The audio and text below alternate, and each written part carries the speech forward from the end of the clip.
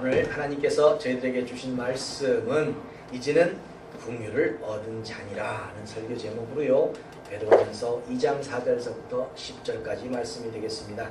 조금 길지요. 그래서 앞에 4절, 5절, 뒷부분 9절, 10절을 교독하겠습니다. 제가 먼저 읽고요, 마지막 10절을 다 같이 읽도록 하겠습니다. 사람에게는 버림바 되었으나 하나님께는 택하심을 입은 보배로운 산돌이신 예수에게 나와 너희서 산돌 같이 대한 곳으로 예수 그리스도로 말미암아 하나님이 그에게서 죄한 제사를 거룩한 제사장이 되시니라.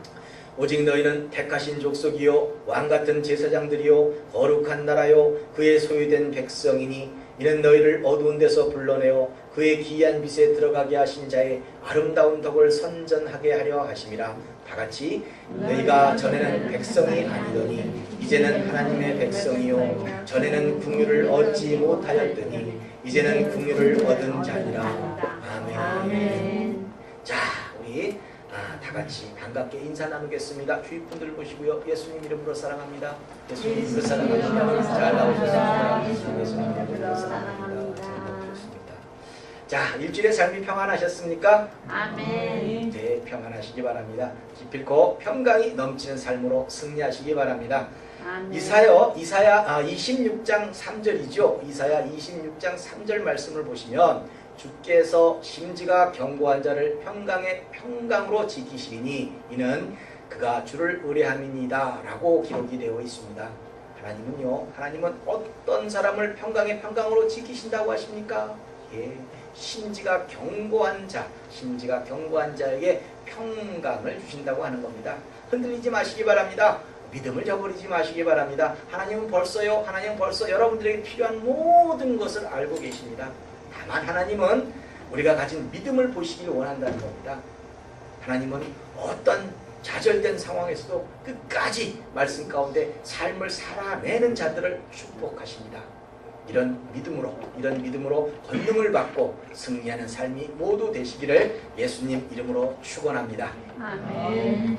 자, 오늘 저희를 읽게 하신 이 하나님의 말씀은 성도라면 어떤 경우에도 과거의 삶을 벗어나서 거듭나야 하고, 즉 삶의 모습이 바뀌어야 하고, 그렇죠, 성도라면 바뀌어야 합니다. 성도는 믿기 전의 삶의 모습에서 이제 믿는 사람들의 삶의 모습으로 바뀌어야 하는 거죠. 그런데 이렇게 바뀌는 것, 이렇게 거듭날 수 있는 것은 베드로전서 1장 23절에서처럼 너희가 거듭난 것이, 우리가 모두 바뀐 것이 썩어질 씨로 된 것이 아니요 썩지 아니할 씨로 된 것이니 하나님의 살아있고 항상 있는 말씀으로 되었느니라 하고 말씀하시고 계세요. 자, 뭐죠? 하나님의 말씀, 항상 있는 하나님의 말씀으로 우리는 거듭날 수 있다는 겁니다. 성도는요, 하나님의 말씀을 삶에서 지켜 행함으로 거듭나게끔 되어 있습니다. 말씀대로 살고자 할 때 우리는 구습에서, 과거의 못된 습성에서 다 벗어날 수 있다는 거죠. 세상 사람들과는 전혀 다른 삶을 살 수가 있다는 거예요. 예, 말씀 때문에. 이런 삶을 살고 있는 저와 여러분들에게요, 베드로 사도는 다시 한번 이제 우리들에게 말하고 있는 겁니다. 우리의 정체성을 깨닫고 심지가 흔들리지 않으므로 구원도 받고 문제를 해결받고 소원을 이루라고 하시는 말씀이 오늘 저희들에게 읽게 하신 말씀입니다. 성도가 가진 정체성은요, 베드로 사도는 첫 번째로 산돌이라고 얘기하고 있어요. 산돌. 자, 오늘 본문 5절 상반부에서 보시면 너희도 산돌같이 신령한 집으로 세워지고, 자, 우리 산돌이 모여서, 돌들이 여러 가지 리빙스톤이죠, 영어로 말하면, 모여서 신령한 집이 세워지고 있습니다. 실상은요, 우리가 산돌이라는 것을 말하기 전에 예수님이 먼저 산돌이십니다. 예, 본문 4절에서 보시면 하나님께는 택하심을 입은 보배로운 산돌이신 예수에게 나와, 이렇게 표현하고 있거든요. 예, 산돌이신 예수에게 나오라는 거죠. 결국 예수님 때문에 거듭난 성도는 예수님 앞에 나오는 것으로 같은 산돌의 역할을 감당하게 되어 있습니다. 이를테면 자, 예수님이 부활하셨기 때문에 예수님을 믿는 우리도, 저와 여러분들도 부활할 수 있는 겁니다. 그렇죠. 예, 로마서 6장 5절의 말씀을 보시면 만일 우리가 그의 죽으심을 본받아서 연합한 자가 되었으면 또한 그의 부활을 본받아 연합한 자가 되리라 라고 기록이 되어 있습니다. 그렇습니다. 성도는요, 예수님의 본으로 보여주신 삶의 모습을 따르는 것으로 예수님과 연합하는 겁니다. 예수님이 먼저 이 세상을 살면서 공생의 삶을 사시면서 여러 가지 일을 하셨어요. 그 여러 가지 일을 우리가 같이 함으로 우리가 연합하는, 예수님과 연합하는 겁니다. 예수님이 그래서 그 연합할 때 예수님이 받은 그 열매도, 즉 부활이라는 이 권능의 열매도 예수님과 연합했기 때문에 우리가 누릴 수 있는 겁니다. 예수님도 산돌이셨습니다. 그렇지만 이 산돌을 하나님은 시온에 두신다고 하셨어요. 자, 예수님이 산돌이셨기 때문에 우리도 산돌이라는 거죠. 또 예수님이 시온에 두셨기 때문에, 그리고 신령한 집을 짓고 있는 그 산돌이 되셨기 때문에 우리도 그 신령한 집을 짓는 산돌의 역할을 온전히 감당하라는 겁니다. 예. 본문 6절에서 보시면요, 경에 기록되었을 때 보라, 내가 택한 보배롭고 요긴한 모퉁이 돌을 시온에 두노니, 이렇게 기록이 되어 있거든요. 자, 하나님은 벌써부터요 산돌이신 예수님을 시온에 두려고 계획하셨던 겁니다. 이사야 28장 16절에서 보시면요, 그러므로 주 여호와께서 가라사대, 자, 하나님께서 말씀하세요. 보라, 내가 한 돌을 시온에 두어 기초를 삼았노니 곧 시험한 돌이요 귀하고 견고한 기초돌이라. 그것을 믿는 자는 급절하게 되지 아니하리로다 라고 기록이 되어 있습니다. 여기서 말하는 경이 결국은 이사야서였습니다. 여기서도 기초돌을 믿을 때, 예, 급절하지 않는다고 하세요. 여러분들 생각할 때 기초돌을 믿을 때, 예, 그렇다면 돌을 믿어요? 돌을 믿어요? 예, 뭔가 형상을 섬기지 말라고 하나님은 이 계명 가운데 딱 주셨는데 뭐 돌을 갖다 세워놓고서 우리가 그거를 믿습니까? 예, 그건 아니에요. 여기서 말하는 그것은 결국은 예수님이라는 거죠. 예수님의 삶의 모습이라는 거죠. 그 기초돌을, 예수님의 삶의 모습을 믿고 따라갈 때 우리는 절대 요동하지 않는다고 말씀하시고 있다는 겁니다. 결국 이사야 선지자가 말하고 있는 이 기초돌을 베드로 사도는 모퉁이 돌로 표현하고 있는 겁니다. 그러나 이 돌은 믿지 못하는 자들에게는 버림을 받게 됩니다. 예수님이 믿지 않는 많은 사람들에게는 버림을 받았잖아요. 또 본문 7절에서 건축자들의 버린 그 돌이 모퉁이 머릿돌이 되고, 그러나 다시 이 모퉁이 돌은 믿는 자들에게는 새로운 삶의 방향을 제시하고 있는 겁니다. 이 모퉁이 돌을 중심으로 해서 산돌들이 모여서 신령한 집을 짓게끔 되어 있기 때문에 각자의 역할, 각자의 위치에서 각자의 역할을 온전히 감당하면서 신령한 집을 지어나가는 겁니다. 예수님이요, 세상의 사람들에게는 버림을 받았지만 수많은 인생을 구원하는 중요한 역할을 하셨습니다. 기초돌로, 모퉁이돌로. 그렇죠. 본문 그래서 예수님도 산돌이셨고 또 우리 또한 산돌이라고 하시면서 본문 6절 하반부에서 저를 믿는 자는 부끄러움을 당치 않는다고 하십니다. 예, 딱 봤을 때는 뭔가 부끄러운 것 같고 뭔가 좀 부족한 것 같고 그렇지만 결코 하나님은 부끄러움을 당치 않게 하시겠다. 또 본문 8절에서 보시면요, 저희가 말씀을 순종치 아니함으로 넘어지나니, 많은 사람들이 말씀 가운데 살지 않기 때문에 다 넘어져요. 쓰러지고 있어요. 좌절해요. 실망하고 있습니다. 왜? 회복이 안 돼요. 하지만 그렇게 믿지 않는다면, 말씀에 순종치 아니하게 된다면 결국 이렇게 많은 사람들이 넘어지게끔 다 이렇게 만들어 놓으셨다고, 이는 저희를 이렇게 정하신 것이라고 지금 말씀하고 있다는 거죠. 그러면서 거듭난 성도들에게는 말씀대로 살아내라고 하시는 거예요. 네? 그렇지 않으면 너희들도 똑같이 넘어질 수밖에 없어, 이렇게 말씀하시고 있어요. 산돌은 하나님이 사용하시는 것이지 세상이 사용하는 것이 아닙니다. 세상이 어떻게 산돌을 사용합니까? 하나님이 사용하시는 거예요. 하나님은요, 토기장이라고도 말씀하세요. 그렇죠. 하나님이 어떻게 빚으시든 그 그릇은 하나님이 귀히 쓰시면 귀히 쓰임을 받게끔 되어 있는 거예요. 그렇죠. 저와 여러분들에게 하나님이 산돌이라고 말씀하시고 있는 것은 우리를 통해서, 우리의 변화된 삶의 모습을 통해서 다른 사람들에게 새로운 삶의 방향을 제시하라고 하시는 거라는 거죠. 예수님이 모퉁이 돌이셨다면 그 모퉁이 돌을 중심으로 우리들에게 주어진 산돌의 역할을 온전히 감당하라고 하시는 겁니다. 2000년 전에 많은 사람들이 예수님을 믿고 따름으로 구원을 받았다면은 우리들의 삶의 모습을 통해서 지금 이 시대에서는 우리에게 주어진 삶의 현장에서 믿지 않은 많은 사람들에게 믿음을 갖게 하고 구원하라고 하시는 겁니다. 예수님과의 그 연합이라는 것이 이런 것까지 포함하고 있는 겁니다. 예수님은요, 그 당시 십자가에 돌아가심으로 많은 영혼들을 구원하셨습니다. 지금까지도 그것을 믿음으로 많은 사람들이 구원받습니다. 그렇듯이 이 시대에서는 우리가 그와 같은 일에 연합하라고 하시는 겁니다. 2000년 전에 예수님 때문에 떡 5개와 물고기 2개를 가지고 다 배불리 먹고도 12광지를 남겼다고 한다면 하나님은 우리로 산돌이라고 하면서 이 시대에서는 그보다 더 큰 일을 저와 여러분들을 통해서 하시겠다고 말씀하시고 있다는 겁니다. 이것을 믿으시기 바랍니다. 이쯤 되면 그러실 거예요. 아니 어떻게 우리의 무슨 뭘 했다고 이 떡 5개 갖고 물고기 2개를 가지고 장정만 5,000명, 여자나 어린아이들은 빼고 장정만 5,000명을 먹일 수 있나? 예, 이야 대단한 거죠. 여러분들은 아무것도 아니에요. 하나님이 여러분들을 축복하시면 여러분을 통해서 여러분들이 하나님의 말씀 가운데 섬김이 있다고 한다면 여러분들이 하나님 말씀 가운데 나눌 수 있는 그 성품으로 변화가 됐다고 한다면 여러분들을 축복하시면 예, 아프리카에 엄청난 많은 기근에 있는 어린 영혼들 다 먹여 살릴 수 있는 거 아니에요? 5,000명만 되나요? 아니죠. 몇만 명, 수십만 명을 먹여 살릴 수 있는 하나님의 일을 여러분들을 통해서 하시겠다는 겁니다.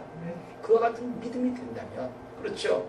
이것을 믿고 여러분들의 삶 가운데 더욱더 거듭나야 되고 하나님의 말씀 가운데 살아보겠다고 결심을 해야 그런 권능을 받을 수 있는 거죠. 바로 이걸 얘기하시는 거예요. 이것은요 거듭난 자들이 예수님 앞에 나와서 믿음을 가질 때 이루어지는 거예요. 그거부터 시작하는 거죠. 솔직히요 저와 여러분들이 가진 이 믿음으로는 저와 여러분들이 가진 이 변화되지 못한 못된 성품으로는 아무것도 할 수 없습니다. 대체 무엇을 할 수 있겠습니까? 그러나 예수님께 나와서 예수님의 삶을 따르고자 예수님의 삶의 모습을 따르고자 할 때 그 믿음이 우리로 권능을 받고 구원을 받게 되어 있다는 겁니다. 여러분들이요 병이 나아야 하고 문제를 해결되어야 여러분들이 가진 문제가 해결되어야 하는 가장 큰 이유는 여러분들에게 보다 편안한 삶을 보다 즐겁고 행복한 삶을 살기 위해서라는 것에 앞서서 그것보다 더 앞서서 여러분들이 병이 낫고 문제가 해결될 때 믿음이 적은 자들에게 그것을 보고 구원에 동참할 수 있도록 하시기 위해서라는 거죠. 여러분들이 병이 나아야 그렇죠. 예, 여러분들이 그것을 보고 많은 사람들이 나도 예수 믿어야 되겠다는 결단을 하게 된다는 거죠. 다른 말로 말하면요 믿음이 없는 자들이 예수님을 믿고 예수님 앞에 나오게 될 수 있도록 그런 사람들의 삶의 방향을 바꾸어주는 산돌의 역할을 감당하라고 하는 겁니다. 지금 이 시대에서 우리의 문제가 해결될 때 그것을 보고요 다른 사람들도 예수님을 한번 믿어볼까 하는 생각을 갖게끔 되어 있다는 거죠. 저 사람도 참 예수 잘 믿어서 이렇게 모든 문제를 해결받는구나. 나도 다시 한번 그 예수님을 사랑해볼까 라는 생각을 가질 수 있게 된다는 거죠. 그것을 통해서 우리들의 그 산돌이라는 역할을 감당하라고 하신 겁니다. 예수님이 그렇게 하셨던 거죠. 둘째로 이 거듭난 성도에게 있어서 정체성은 다시 본문 5절에서 보시면 신령한 제사를 드릴 거룩한 제사장이 될지니라 하고 얘기하고 있습니다. 이번에는 거룩한 제사장입니다.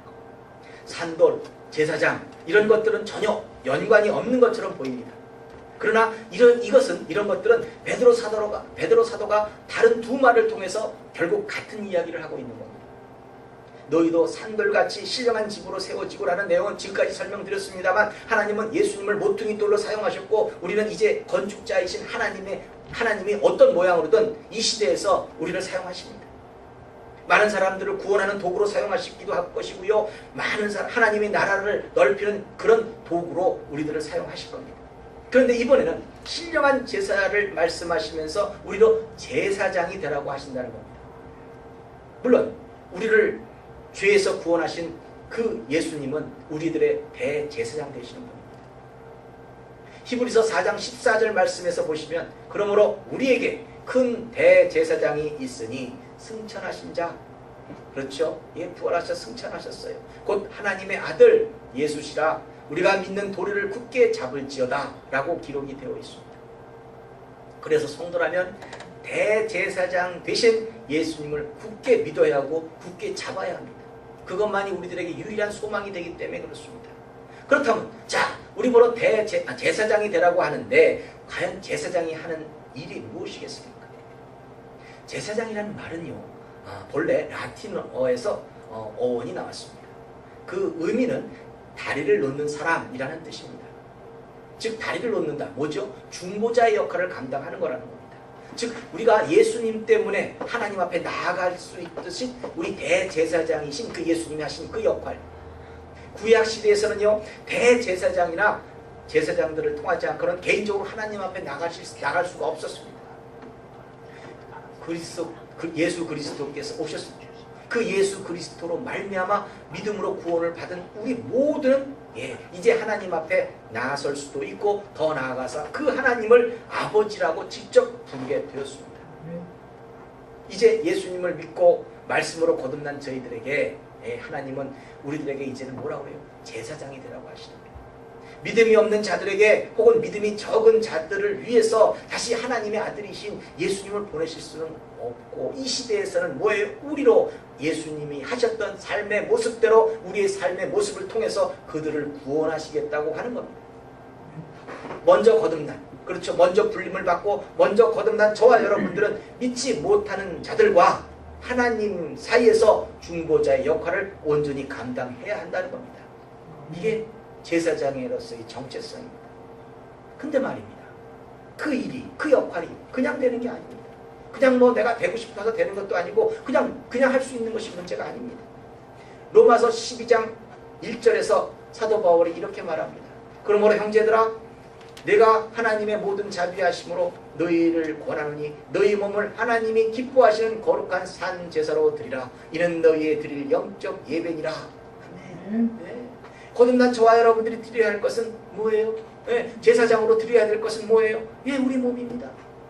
이거부터 해야 된다는 얘기죠. 우리의 몸을 제물로 드리고라고 말씀하시고 있어요.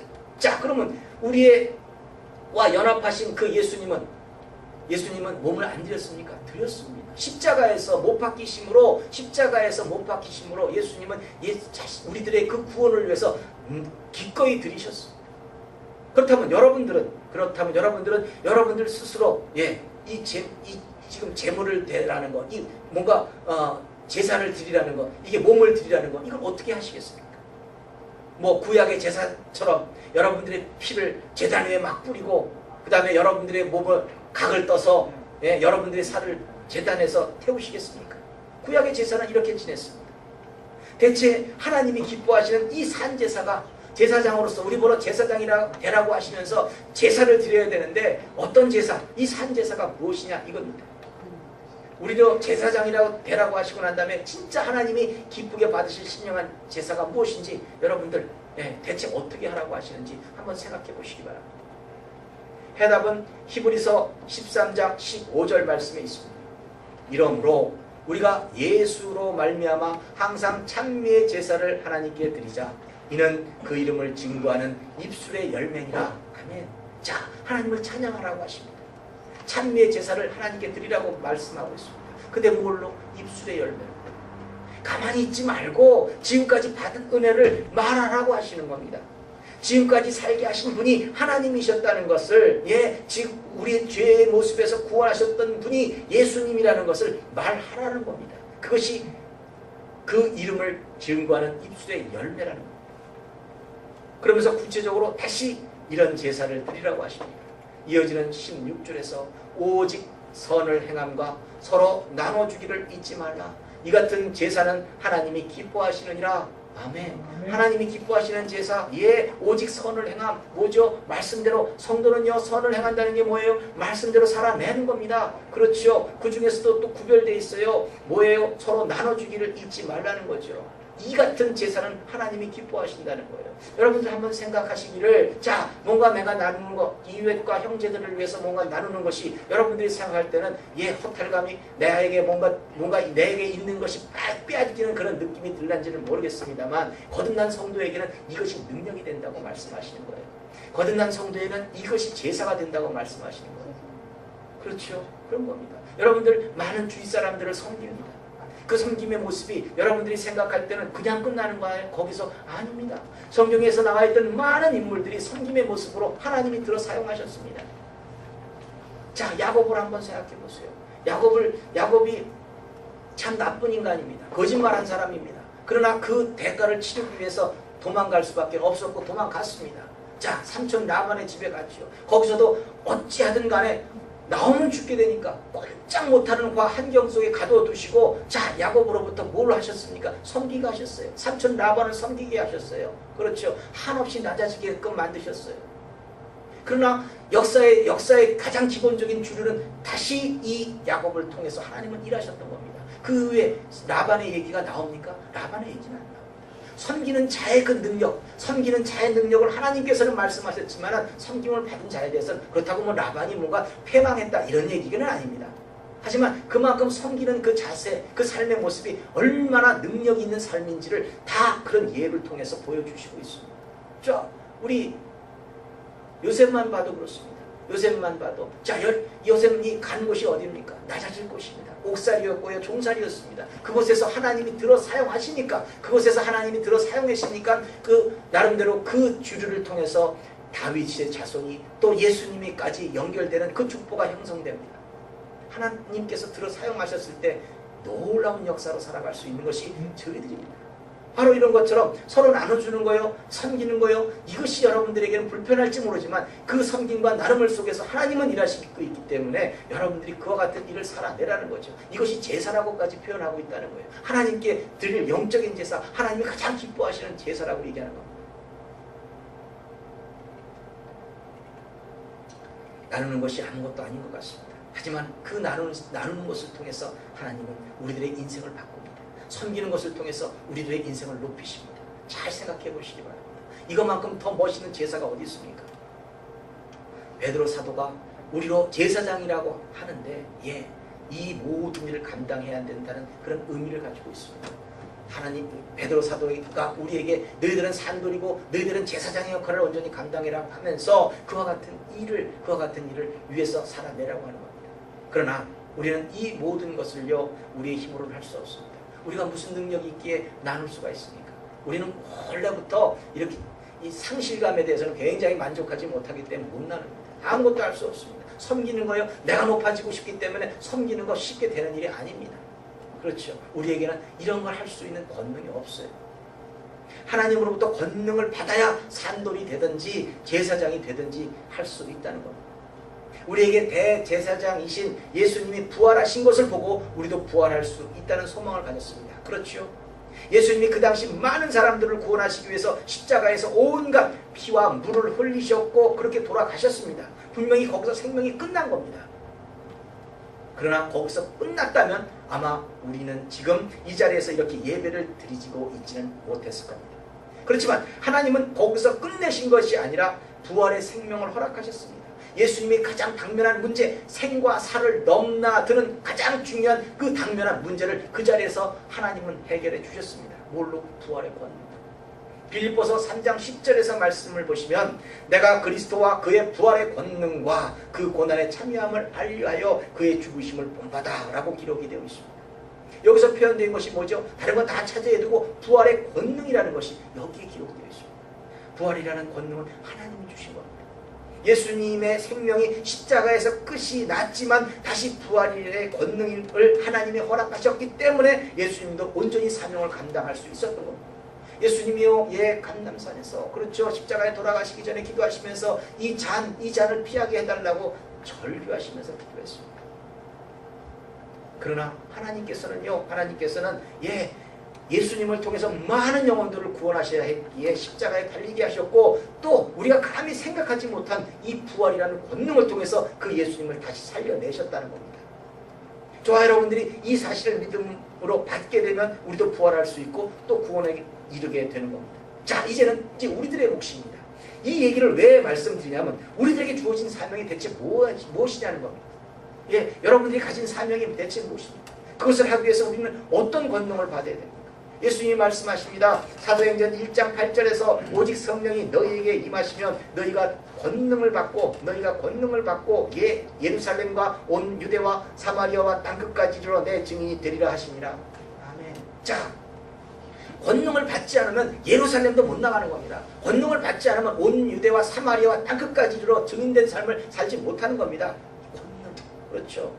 우리의 사명은 증인된 삶 맞습니다. 그렇지만 이 말씀에서 표현되어진 것을 보게 되면 우리도 권능을 받아야지만 증인이 될 수 있다고 표현하고 있는 겁니다. 다른 표현으로 제사장의 역할을 감당할 수 있다고 하는 겁니다. 예수님이 하나님으로부터 부활의 권능을 받아서 사망의 권세를 이기셨듯이 이제 우리도 성령 하나님으로부터 권능을 받아야 증인된 삶을 살게 되는 겁니다. 자, 여러분들은 어떤 것으로 하나님을 찬양하실 겁니까? 네, 어떤 선한 일을 감당하심으로 하나님을 찬양하실 겁니까? 무엇을 나눔으로 이 거룩한 산 제사를 드리시겠습니까? 그렇다면 먼저 여러분들의 당면한 문제를 해결받으시기 바랍니다.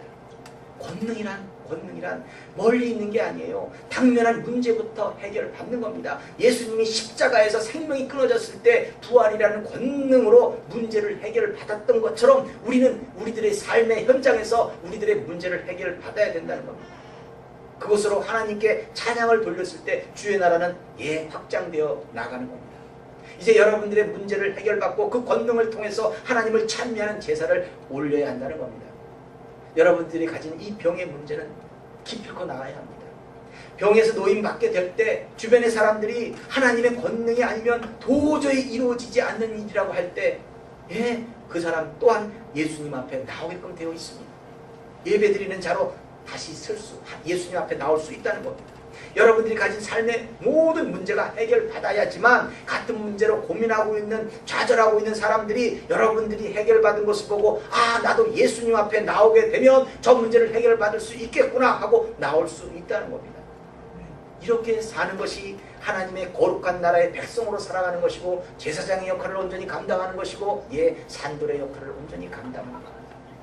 본문 9절 말씀을 보시면 오직 너희는 택하신 족속이요 왕같은 제사장들이요 거룩한 나라요 그의 소유한 백성이니 이는 너희를 어두운 데서 불러내어 그의 기이한 빛에 들어가게 하신 자의 아름다운 덕을 선전하게 하려 하십니다. 아름다운 덕을 선전하게 하려 하십니다. 선전하게 하려 하십니다. 우리의 거듭난 삶의 모습으로 하나님은 자신의 그 아름다운 덕을 선전하시겠다고 말씀하시고 있습니다. 하나님을 찬양하라고 하시는 겁니다. 어느 누구도 해결할 수 없는 문제, 이 세상 사람이라면 도저히 감당할 수 없는 그 사망 권세의 문제도 해결하신 것처럼 우리들의 문제도 해결받을 때 하나님은 우리에게 권능을 주셔서 해결하셨다는 것으로 제물 삼아서 찬미의 제사를 우리는 드릴 수 있다는 겁니다. 나의 문제를 하나님이 이렇게 해결해 주셨다. 이것을 선포함으로 이것을 입술의 열매로 이것을 선포함으로 하나님은 영광 받으시게 되는 것이고 또 우리들의 문제는 해결받게 되는 것이고 주의 나라는 더욱더 확장해 나아가게끔 되어 있다는 겁니다. 우리 모두 이렇게 살아가십시다. 제대로 한번 하나님이 주시는 권능을 받아 살아가시기 바랍니다. 우리 모두는요 하나님의 말씀으로 거듭난 자들입니다. 본문 10절의 표현대로 한다면 저와 여러분들은요 이제는 궁율을 얻은 자니라 라고 표현하고 있습니다. 신분이 달라졌어요. 삶의 목적이 달라져 있어요. 우리가 해야 될 것이 달라져 있어요. 하나님도 우리에게 권능을 주셔야지만 일할 수 있다는 걸 알고 계시기 때문에 우리가 권능 받게끔 그 권능 받게끔 거듭나기를 하나님께서는 원하시고 있다는 거죠. 우리의 지금의 모습으로는 부족하지만 온전하지 못하지만 그래도 말씀대로 살겠다는 이 결심으로 하나님의 긍휼을 받은 자들로서 권능을 받아야 된다는 겁니다. 문제를 해결받으시기 바랍니다. 다시 말합니다. 권능을 받는다는 것은 먼저 주어진 삶의 현장에서 여러분들이 가진 문제를 해결받는다는 겁니다. 우리는 이것으로 하나님을 찬양하고 복음을 증거하고 땅끝까지로 증인된 삶을 살아가면 되는 겁니다. 우리의 문제를 통해서 일하시는 하나님을 찬양하도록 우리는 더욱 말씀 가운데 변화를 거듭남을 이루어내십시다. 이런 축복의 열매가 하루속히 임하게 되시기를 예수님의 이름으로 축원합니다. 아멘. 기도하겠습니다. 할렐루야 하나님 아버지 감사합니다. 믿음의 일꾼들에게 새로운 도전을 주신 진심으로 감사드립니다. 예수님이 그 십자가 위에서 권능을 받아 부활의 권능을 받아 모든 사명을 이루셨듯이 저희들의 삶 가운데도 권능을 받아야 모든 것을 이룰 수 있습니다. 권능을 받아야 증인된 삶을 온전히 살아낼 수 있습니다. 하나님 저희들에게 당면한 문제를 해결하여 주시고 하나님 저희들이 가지고 있는 이 모든 질병의 아픔으로부터 벗어날 수 있도록 도와주시어서 저희들이 기뻐 사는 것보다는 주변에 있는 많은 자들이 그 모든 사실을 바라보고 다시 한번 예수님께 나올 수 있는 귀한 역사로 저희들을 사용해 주시옵소서. 저희들에게 권능 권능으로 축복하여 주시어서 저희들에게 모든 문제를 해결하여 주시어서 하나님 저희들의 삶을 통해서 하나님 일해 주시옵소서. 하나님 도와주시옵소서. 당면한 모든 문제를 통해 하나님 저희들을 통해서 하나님의 나라가 더욱더 확장될 수 있도록 축복해 주시옵소서. 감사하며 이 모든 말씀 예수님 이름으로 기도드립니다. 아멘.